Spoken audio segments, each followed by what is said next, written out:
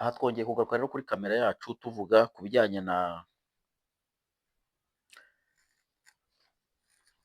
umuntu uyoboye icyo bita Blackwater. Ni igisirikare cyigenga muri Leta Zunze Ubumwe za Amerika ariko giterwa inkunga na Leta Zunze Ubumwe za Amerika, bacyita Blackwater. Kiyoborwa n'uwo bita Eric Prince. Eric Prince rero yatangaje ko M23 ngo ntabwo ari igisirikare cyangwa se ntabwo ari abaturage byimazeyo ba Repubulika Iharanira Demokarasi ya Kongo, ngo ahubwo ni abantu bashyizweho n'u Rwanda mu buryo bwo kwagura ubutegetsi bw'u Rwanda cyangwa kwagura igihugu cy'u Rwanda. Akaba ari ibyo bintu rero yatangaje ejo hashize, avuga ko ingiro yabo idakwiye ko bashobora kwitwa abapatiriyote. Hari ingero rero zatanzwe n'abantu bakoze analize y'iri jambo uyu mugabo yavuze, bavuga bati ni gute wowe waba umupatiriyote ukagera aho wavutse muri kavukire ukica ibihumbi 8? Ni gute waba uri umupatiriyote ahantu waba warakuriye wahagera ukanyaga ugatwika amazu na n'ubwo ukaba ukiyatwika? Ibyo rero byatumye nk'umuntu woherejwe gucunga umutungo cyangwa se amabuye ya Leta Zunze Ubumwe za Amerika cyangwa ibinombe byahawe Leta Zunze Ubumwe za Amerika mu buryo bw'umutekano kugira ngo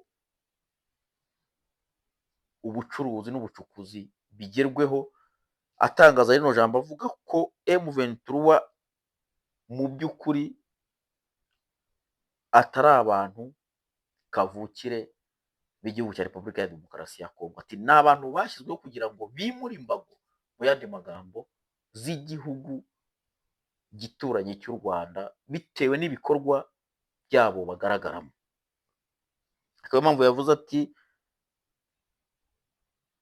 bagomba kujya ku mubare w'abandi bantu bagomba kurwanya kubera ko bakora ibintu bitajyanye n'amategeko mpuzamahanga cyangwa se harimo ikibazo cy'uburenganzira bw'ikiremwamuntu.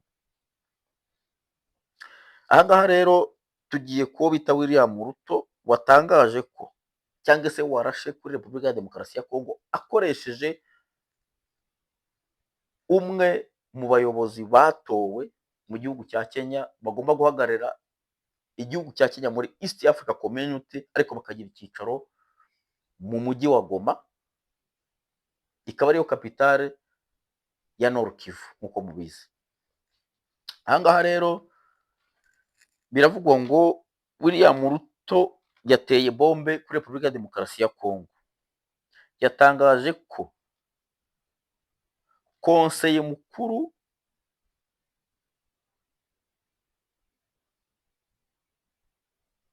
uhagarariye igihugu cya Kenya muri East Africa yahawe icyicaro mu mujyi wa Goma aho AFC iyobora.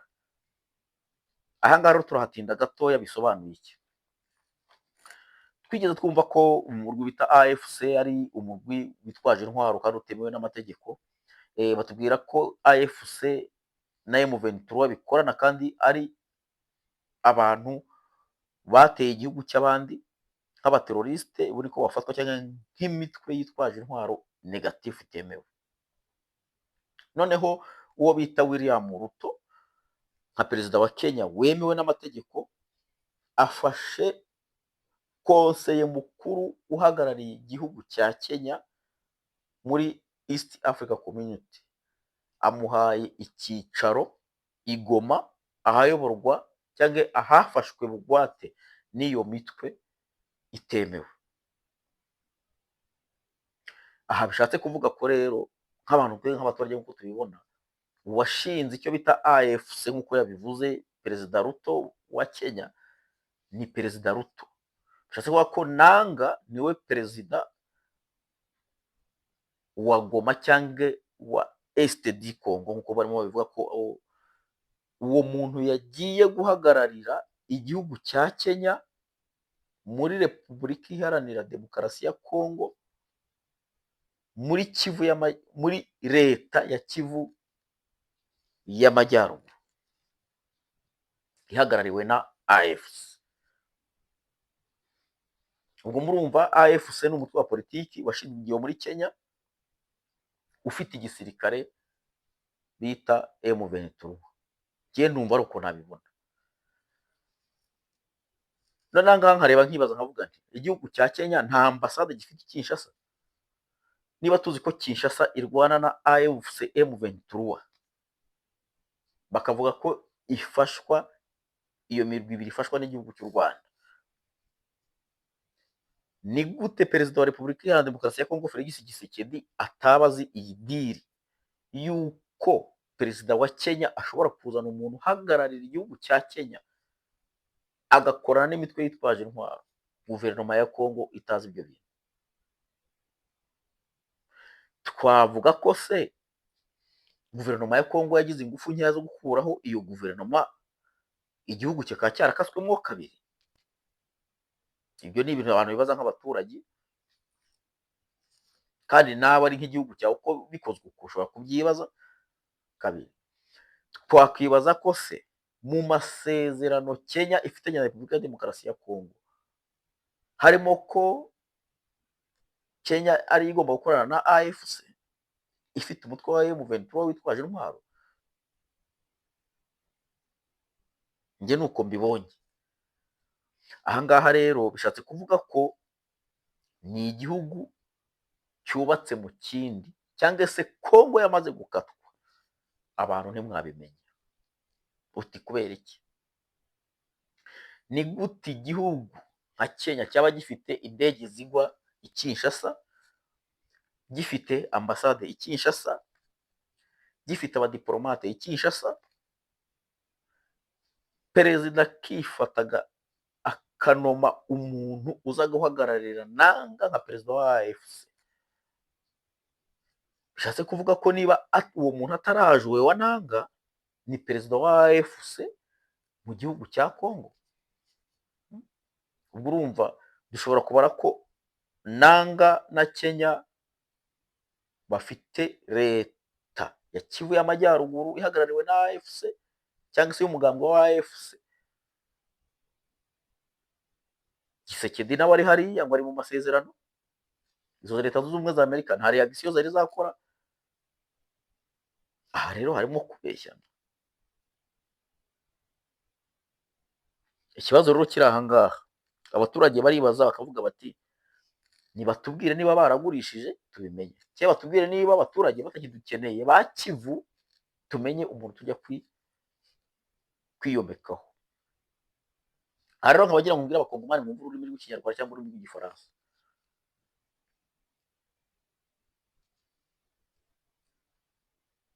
Iki gihe Kongo irimo, kuko twabyumvise tukiri abana, ni igihe uwo bita Habyarimana wahoze ari perezida wa Repubulika y'u Rwanda, cyangwa Cyprien Ntaryamira wahoze ari perezida wa Repubulika y'u Burundi, bari barimo bajyanwa gusinya muri Arusha. Niba tubonye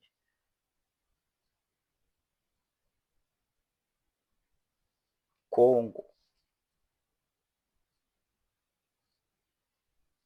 iri muri ibi bibazo tukareka kubivuga, biba biteje ikibazo gikomeye, bishobora guteza ingorane. Akaba ariyo mpamvu rero turaba turimo dutangaza ibintu nk'ibi kugira ngo abantu mwese mubimenye, ejo mutazavuga ngo nta kintu tuba twababwiye. Aha ngaha rero nkaba ngira ngo mbabwire nti niba ukunda ibirindiro, ukora subscribe, ukora like, ukoresha kugira ngo ibintu byacu bijye bitugeraho neza. Ikindi kintu kiri aha ngaha rero, uyu William Ruto na Tanzania ni ikintu kimwe, kuko abo baperezida uko uvuze ko ari babiri bari bavuye Arusha gusinya amasezerano y'amahoro, bagwa mu nzira bataha. Ingwe yari yarahishe inzara, yanga kwiyerekana mu ruhando, none yayerekanye nka Kenya. Hasigaye icyo bita Tanzania. Akaba ariyo mpamvu ngira ngo ngire nti ibyo batubeshya ngo habaho icyo bita EAC, bakatubeshya ngo habaho icyo bita SADC, byose turi kubona ko haba harimo ububeshyi.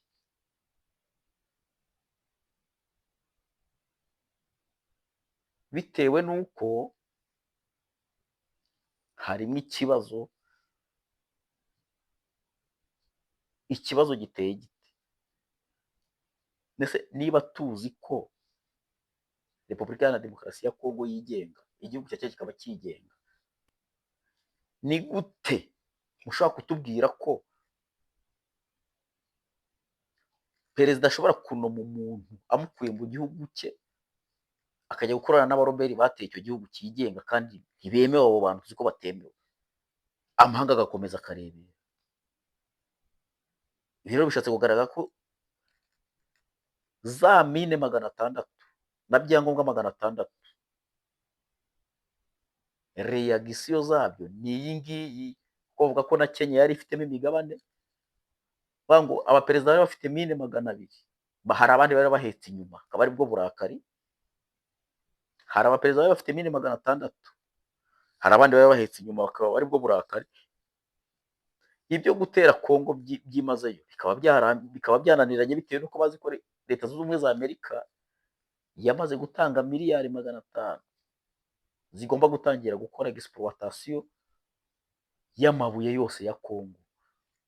Nkuko mwabonye ko titire zose zamaze kunyagwa, uruvuga ngo n'imiryango izo titire zanyuragamo zijya kugurishwa cyangwa zijya kugurisha yamaze gufungwa, kugira ngo rero abantu berekane ko barakaye cyangwa bafite uburakari. Ni izi sanse bagomba gukoresha, noneho bakajya bazana abantu babo ku mugaragaro, inzara zisongoye zikajya ku mugaragaro, abantu bose bazibona. Ikiro nagira ngo nkivuge kuri William Ruto, byaba ari ibintu bibabaje cyane abantu mwese mutabibona cyangwa mutabireba, ariko nkeka ko muri kubona abantu bagambaniye abaperezida bacu ba mbere. Icyo kintu nashatse kubereka, yaba uw'u Burundi yaba n'uw'u Rwanda guhera muri 1994. Urabona aho ukuntu idosiye yari imeze, uri buri kugenda igaragara neza. Sinzi niba ari umuntu utabibona. Aha ngaha rero turajya kuri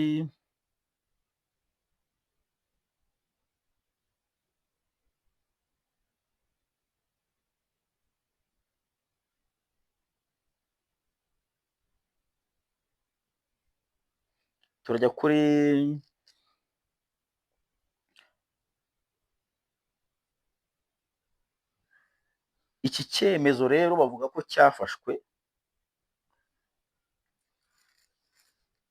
n'uwo bita Colonel Nanga. Umuntu bita Colonel Nanga ngo niwe wafashe kino cyemezo cyo kuba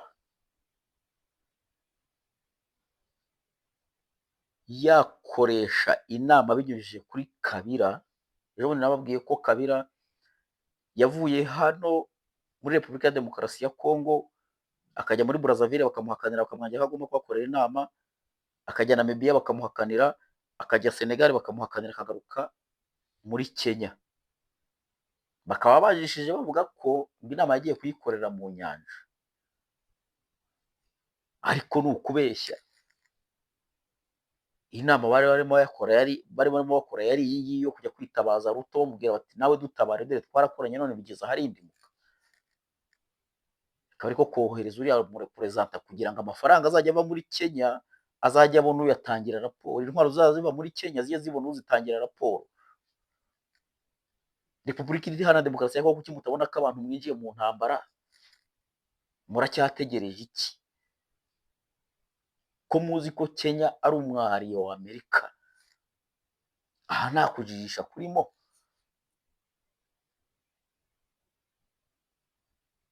Wakongomani muangalie mbali, hapa kuna tatizo. Kwa nini amuone kama Kenya nayo imeshaingilia vita ya Kongo? Kwa nini Ruto anamtoa mtu kuja kusimamia nchi yake East Africa, anamweka Goma, alafu watu bado mnazidi kunyamaza? Ina maana gani? Hamuone kama Kenya nayo iko kwenye hii issue? Hapa kuna tatizo, inabidi muangalie vizuri Wakongomani. Na mnajua kama kabisa Kenya ni area ya Amerika, na Amerika ndio imetuambia eti iko pamoja na Kongo, alafu inamkubalia Ruto kufanya namna ile. hatuboneka amato kwenye madistraction kabisa. Ntago mubona ko turimo turangara cyangwa se abantu murimo murangara mu gihe umunyamerika ushyigikiye Kenya yohereje umuntu kuza guhagararira igihugu nka Kenya, akamwohereza i Goma mu mutwe bavuga ko utemewe. Ese byaba bitaniye he na bya bindi bya Qatar n'u Rwanda byari byagiye gukorerwayo amasezerano yari muri Qatar, Qatar igahindukira ikaza kwigisha igisirikare cy'u Rwanda kandi bavuga ko gifasha M23. Bitandukaniye hehe no kuba Kenya nk'inshuti y'Amerika yakohereza umuntu uza guhagararira igihugu cya Kenya ikamwohereza i Goma muri AFC bavuga ko itemewe n'amategeko? Aha hari ikibazo. Iki kintu cyo kunegirira nicyo kishe abaperezida ba kera, nicyo kizamara abantu, cyo gukomereza mu nyandiko ngo ntabwo ngo mushaka ngo kurwana, hapa kuna tatizo. Aha ngaha rero tugiye kuri Muhozi. Ibi tukabisanisha n'ikintu Muhozi yavuze ati M23 nimara gufata Uvira,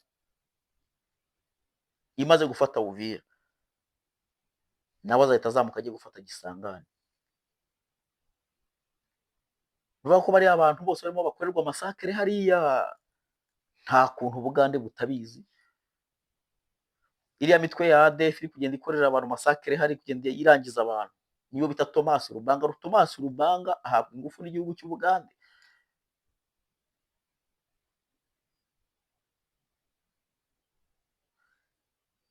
Umuntu perezida wacu Ndayishimiye dukunda cyane, nyakubahwa, kuki utabwira Gisekedi ibibazo birimo bigenda biba hariya, kandi niyo mara kumukuraho nawe ejo ni wowe. Iki ni ikiganiro ndimo ntanga. Umuntu ushobora kugeza ikiganiro kuri Evariste Ndayishimiye, ndamwinginze azakimugezeho amubwira ati ko muzi urupfu abaperezida bose bapfuye, yaba uw'u Burundi n'uw'u Rwanda muri 1994, mukaba mubona ibintu Gisekedi arimo yogamwo, ntimumurebure mumubwire muti ibyo bintu bivemo. Murabona amaherezo y'abantu ari ayahe? Kuko si impamya ko nibamara gukuramo Uvira cyangwa se n'ubwo bayideborda bakayireka ikagumamo hagati, iyo yonyine izivanamwo, igihe bazaba bamaze gufata Kinshasa, Gisekedi wenda aza yarirukanse, haza abasigaye n'uvuga ngo Burundi mo hagati. Tuba tubabwira tuti murebe aho bita Zambia, ubwo muzaba musigaye hagati ya Zambia, Sudani, Ubugande n'u Rwanda. Ese aho mufitanye umubano mwiza muri abo bantu bose mvuze? Tanzania yo ntimuyizire, kuko Tanzania n'ubundi abaperezida ba kera bapfuye ariho bavuye, kandi Tanzania yari ibizi n'aho amasezerano yaberewe. Yiza kuba itabizi ry'amasezerano bajya perezida basinye, n'ubu ngubu abarimo yibutswa bakavuga bati ni gute abaperezida bageze hano bagasinya amasezerano akaba atari yubahirizwa. Ibirimo yishinja icyaha, ivuga iti twebwe turi abagambanye niba bajya abaperezida barasinya amasezerano n'ubwo akaba atari yibutswa kuba yasinyiwe Arusha. Yego tuvuge ko wenda ziriya nkiko ziba zashyizweho n'imiryango mpuzamahanga, ariko nta kuntu igihugu kiba kitabizi ko ziriya nkiko ziri hariya. Zagombaga kwibutsa icyo kintu kugira ngo wenda bere ku bantu bakorewe ibyo bintu, ariko na n'ubu nta muntu wari wabaza kiriya kibazo cy'abariya baperezida. Bigaragare ko rero Tanzania naho nta kintu kirimo, abarundi ntimwizere Tanzania, hariya hari ikibazo naho. Nkaba nabareburaga mbabwire nti ni ukureba neza iyi nampire ya Nyerere ikomeje, kandi abantu nibadatabarana tuzashiduka icyo bita abantu bose bashize. Umuntu ushobora kugeza iyi audio kwa Muzehe Neva, nyakubahwa perezida w'igihugu cy'u Burundi, yayigezayo. Umuntu mwese munkurikira, iki ni ikibazo. Aha ngaha ndagasimbutse nigire kwa perezida Vladimir Putin. Ejo nibwo yahuye na mugenzi we Donald Trump, perezida wa Leta Zunze Ubumwe za Amerika, bahobereraho bita Alaska. Baragenda bagera ku irimbi ry'intwari z'abapilote barwanye ku ntambara y'Abasoviyeti na Leta Zunze Ubumwe za Amerika, igihe bakoraga icyo bita Union Soviétique. Bari abapilote rero ngo harimo abapilote ba Leta Zunze Ubumwe za Amerika, hakabamo n'abapilote b'Uburusiya icyo gihe ba Leta Soviétique. bamwe bahaguye bari mu ntambara batwara imodoka zabaga zarakodeshejwe kuza kurwana intambara cyangwa zarahawe nk'umusada, abandi batwara indege z'ibihugu byabo. Ni ukuvuga ngo aha ngaha ndibeshyeho gatoya, ni indege zabaga zarakodeshejwe kuza kurwana intambara n'izindi ndege z'ibihugu byabo bavukagamo. Ririya rimbi rero nicyo rivuga ko ari abapilote baye intwari icyo gihe mu gihe barwanaga intambara hagati ya Union Soviétique na Etats-Unis d'Amérique. Ubwo ni muri urwo rwego bari bagiye kwa ruriya rwibutso kwibutsanya amateka, ni ukuvuga ngo ni amateka ya Leta Zunze Ubumwe za Amerika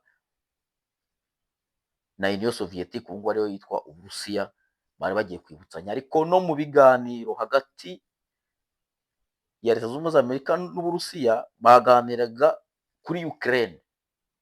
Putin we rero ashaka intara ze yafashe afite mu ntoki, avuga ati izi ntara ntabwo nshobora kuzirekura. Izo ntara rero nk'uko twazibonye harimo intara bita Cherson, hakabamo icyo bita Donetsk, hakabamo icyo bita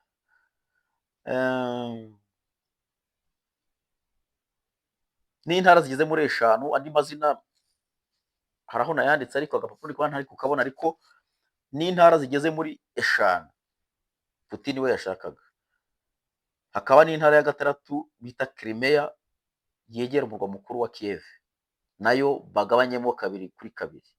Izo ntara zose yazishakaga, ariko byabaye ngombwa ko nta cyavuyemo, n'ubu ngubu intambara igikomeje cyangwa se ibiganiro wenda bizakomeza, ariko byibura intambwe ya mbere babashe kuyitera babonana na Donald Trump, mu gihe abanyaburayi bo batangaje bavuga ko Amerika itagomba kureba ku nyungu zayo yonyine.